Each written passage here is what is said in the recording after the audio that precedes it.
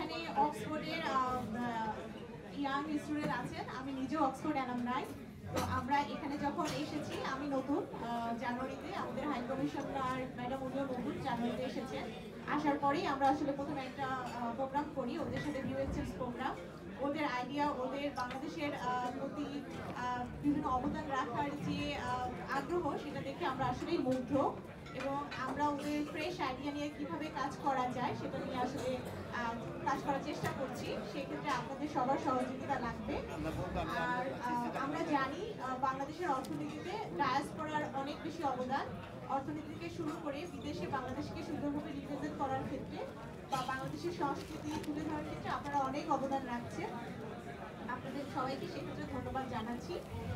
আর high commissioner madam আসার পরে উনি কিন্তু এখন মাসে একদিন অতিরিক্ত কনসুলার সেবা দেওয়ার জন্য চালু করেছে, ছুটির দিনে, মানে নর্মাল দিনের বাইরেও একদিন অতিরিক্ত ছুটির দিনে সেবা দেওয়া হচ্ছে। এটা চালু হয়েছে গত মাস থেকেই। এছাড়া এনবিআর সহ আরো কিছু বিষয় আপনারা সহজীকরণের দাবি জানিয়েছেন। আপনারা কোথায় ইতিমধ্যেই খেয়াল করেছেন, নতুন ইন্টারিয়াম গভর্নমেন্ট আসার পরে পুলিশ ভেরিফিকেশন তুলে দেওয়া, তারপরে হচ্ছে পাওয়ার অফ অ্যাটর্নির ক্ষেত্রে কিছু নিয়মকানুন সহজীকরণ সহ আরো বেশ কিছু পদক্ষেপ নিয়েছে, এবং এইসব পদক্ষেপ অব্যাহত থাকবে।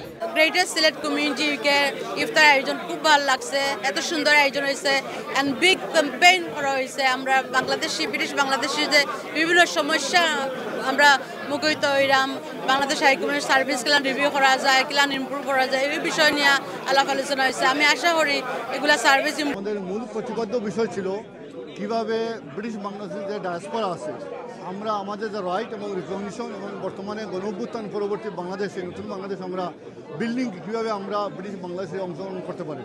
এবং এখান থেকে অংশগ্রহণ করার প্রথম যে ধাপ হচ্ছে আমরা আগামী জাতীয় নির্বাচনে প্রবাসীদের ভোটাধিকার। আমরা চাই বাংলাদেশের হাইকমিশনের মাধ্যমে যাতে প্রবাসীরা আগামী জাতীয় নির্বাচনে ভোটাধিকার প্রয়োগ করতে পারে। আসলে আজকে যে গ্রেটার সিলেট অ্যাসোসিয়েশন যে ইফতার পার্টির আয়োজন করেছে, এটি অত্যন্ত চমৎকার। আমাদের কমিউনিটির অনেক বিশিষ্টজন এখানে এসেছেন, অনেকের সাথে পরিচয় হয়েছে। তাদের যে সাবজেক্ট ছিল আলোচনার বিষয়, এটি অত্যন্ত চমৎকার একটি এবং যুগোপযোগী একটি বিষয়। আমরা আশা করব বাংলাদেশ হাই কমিশন এই প্রবাসীদের নিয়ে একসাথে কাজ করবে, এই প্রত্যাশা করছি। The event today was about building bridges between the Bangladeshi community in the United Kingdom and the country of Bangladesh, the country of their ancestors. We did a summary of a memorandum which we will be sending to the High Commission, containing ideas about how the two communities can work together, ultimately to enrich each of the communities in their own ways.